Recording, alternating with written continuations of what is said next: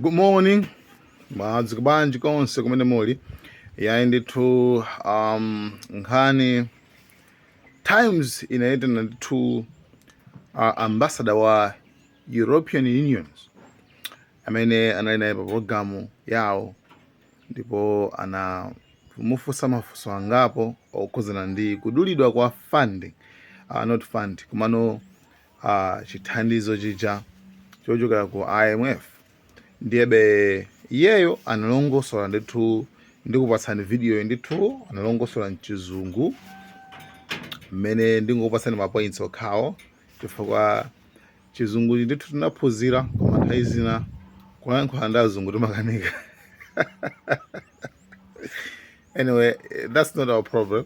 Chifukwa kuti ndi mmene accent imasiyana fayo waja amakhangati akuyankhula ngati mphona it's fine. Anyway, iwowa ndithu anayankhula kuno kuti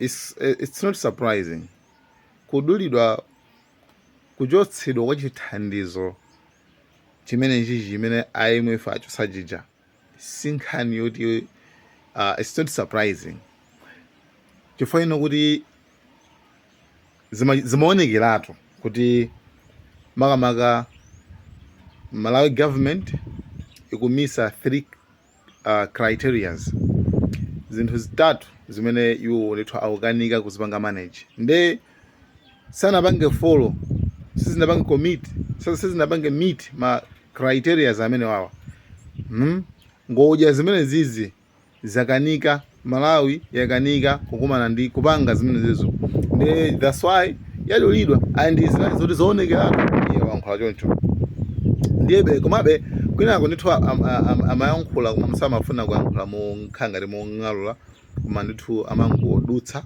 kuti akuluakulu pali ABCD china ndithu makamaka ku anakamba zinthu zokwana zitatu komanso ndi zinaso zongonjezeraso kupanga fiscal planning, kupanga manage chuma chimene chilipo komanso ma resources amene alipo kale kuwapanga manage kuti atifikitse pena pake komanso ma resources iwo kuti azitipasako china chake. Plan imeneyo mulibe. It's like zabwera ndalama zija ndikumangosakatsa popanda ndondomeko yeniyeni. Ngongole zija kubweza kwakeso nje nde muli zinthu zingapo zimene iye wazitchula zimene zapangitsa kuona zoti ndalama imene iyi pakana itulidwe. 1. Number 2, kuli nkhani yonena kuti ena okay ena samalengeza iyi yamba yodulidwa panopa mukaone ma media houses ena ndi anthu ena ojiya akulengezano yokhuzana ndi 350.5 million imene World Bank yapanga approve kuti iperekedwe pa nkhani yokhuzana ndi kuti adzale magetsi. Ndi request imene payambapo inapemphedwa kale nde iwo a World Bank yo avomereza imene yoyo osati IMF koma World Bank ngakhale zimene ndi alimodzi maofesi awo ndoti wina asija wina asija ita. Yes, nde anthu akuyikuka kwambiri ya magetsi ya magetsi akuyikuka kwambiri koma still iyi idakali mavuto ndipo singachitike pokhapokha the government imene ingalowe pa 16 September kayakhala omwe kayakhala ina ikuyeneranso kuti idzapitenso kasainaso mgwirizano wina ndi kukanyengereraso. Koma munthu anafunsa makamaka mtolankhani kuti tirani panopa nanga nde iye amati ine si politician komano they have to take a tough decision. Sindikudziwa kuti amatanthauza chani kuti they have to take a tough decision komanso asapange focus kwambiri za za elections. I don't know what I'm saying. Then do pass the video muionera kuti Mzungu amene amatijani makamaka. Guys, thank you so much. Malawian cameras. Ambassador Skiribach, we were in the same room when the IMF granted Malawi the extended credit facility program in November 2023. Now there is this new development where the program has been terminated. What does this mean for Malawi? Indeed, it was not surprising, but yet very sad news yesterday when we learned about the halting of the IMF program. The EU was obviously amongst the development partners who were pushing very hard to make it materialize back in 2023, and we were very happy when it was launched in November. The launching of the ECF at the time also allowed for the EU budget support to be resumed, something that we were very happy for after having had, I think since 2013, we hadn't been able to give budget support to Malawi. Now, what does it mean for Malawi that the ECF has been halted? I think, first of all, it means that Malawi did not meet the criteria to keep the ECF, namely in terms of fiscal discipline, in terms of revenue mobilization, in terms of forex generation, and in terms of debt restructuration. None of these come as a surprise, particularly as it's mentioned also in the statement from Malawian authorities, that a series of exogenous shocks have affected the Malawian economy, made it very difficult to meet the criteria set for the ECF. At the other hand, what we do know is that these four criteria are absolutely essential to achieve the macroeconomic stability, which is so important for Malawi to get out of a vicious spiral with increasing debt, increasing fiscal deficits, and for Malawi to get the required foreign direct investments that are crucial to allow for the economy to grow, crucial for the forex generation, crucial for implementing the ATM strategy, and for the private sector to grow with it. Now, we are in election year. It has always been, or since the budget support stopped in 2013, it has always been difficult for Malawi to respect its annual budgets. In election years, we know historically it's even harder because you want to please the electorate. That's the logic of politicians. That's how it is everywhere in the world, also in Malawi. So we are challenged by the fact that it's election year. We are challenged by the fact that it's also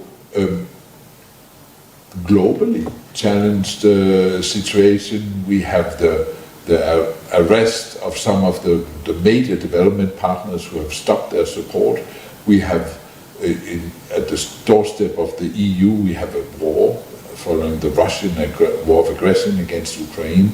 We have wars also in Gaza, in Sudan. So there are a number of situations that makes Malawi go a bit under the radar. And at the same time, they're challenging for Malawi because it's increased prices of fertilizers, etc. So, very critical situation for Malawi. Sad, but not surprising that the ECF program did not succeed. I should mention that I don't think Malawi has ever had an ECF program that succeeded. So it's not a surprising development also from that perspective. But it means that Malawi will have to muddle through, and as soon as the elections are done with, it needs to get its act together. It needs very strong action.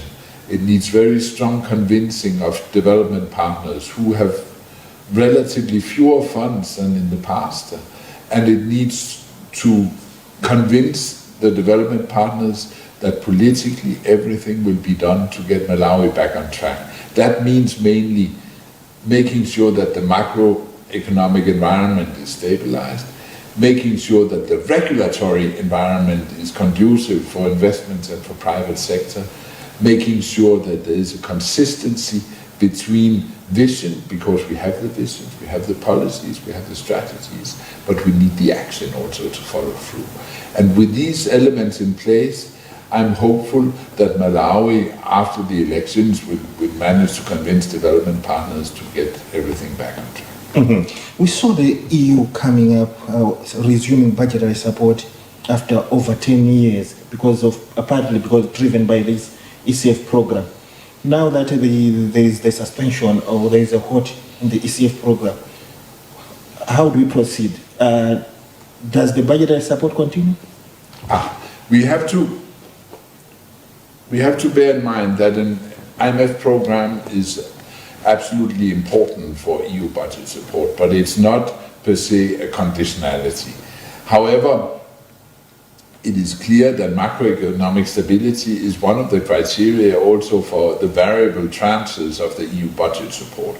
So they may be affected in the short term of this change of environment, if you like. Fortunately, the second tranche is only after the elections, so it can be that some of the issues that are challenging now, the EU budget support can be remedied in the meantime. However, it's not only based on the IMF program, there are also a series of performance indicators. Our budget support is targeting the education sector, and there are a series of education-related indicators that needs to be fulfilled, in addition to the macroeconomic stability, in addition to the PFM, so the public finance management systems. So all these together will, one way or the other, affect the budget support. However, with the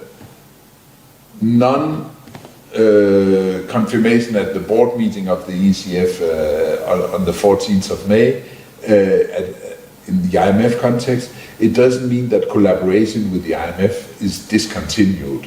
There's still Article 4 discussions going on. There will still be assistance from the IMF to Malawi through technical assistance, through access to very concessional loans. And that means that the collaboration continues. We all want for Malawi to succeed.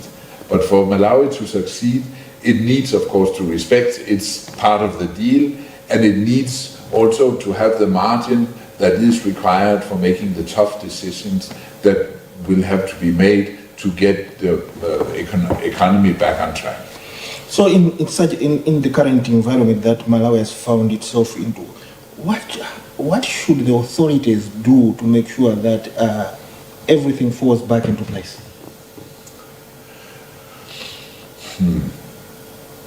Fortunately, I'm not a politician. Politicians have to think about elections also. I don't. If I was a politician who didn't have to think about elections, I would make some of the tough decisions that are required. That means revenue mobilization needs to be increased. It means a tougher tax burden or implementation of the tax regulation on the Malawians. Fiscal discipline. It means no salary increases. It means tougher management of the budgets. But if I can't do either of these, then I would at least do everything I could to attract foreign direct investments. That means a stable regulatory environment, and that comes at no costs. I have noted, of course, that there has been steps taken by Malawi government recently to address short-term needs in terms of limiting what goods could be imported, in terms of considering what sectors should be dominated by indigenous Malawians, etc. These are elements that I do not necessarily think are effective in terms of catalyzing foreign direct investments, and therefore to be considered carefully. I would recommend another direction, which is one of opening up the economy, of benefiting from the African continental free trade area, of allowing free movement of goods. This is a recipe that we have used with lots of success in Europe, of goods, of services, of capital, of people. But it's also a matter of, I think what Malawi can do is to pick some of the low-hanging fruits. It can adjust the regulatory environment. It can make Malawi a more attractive destination for investments with a regulatory environment which is stable, with some good offers. For the HCM strategy, for example, we need investors to come in to help making the mega farms materialize. But for that, the land leases needs to be long enough for investors to have a return on their investments. Similarly, in tourism, we need competitivity at the airport. We need to have more air companies coming in order to have competitive prices. And similar for mining, it's very heavy investments required. We need a seamless processing of mining development agreements so investors can come in, be attracted to Malawi, invest in Malawi, and get a return on their investment. We must remember that for investors to be attracted, it's not enough that they get a return on their investment. They must get a better return on their investment in Malawi than they do elsewhere. Otherwise, they'll go elsewhere because they are in it for the money. Thank you so much, Malawi, camera.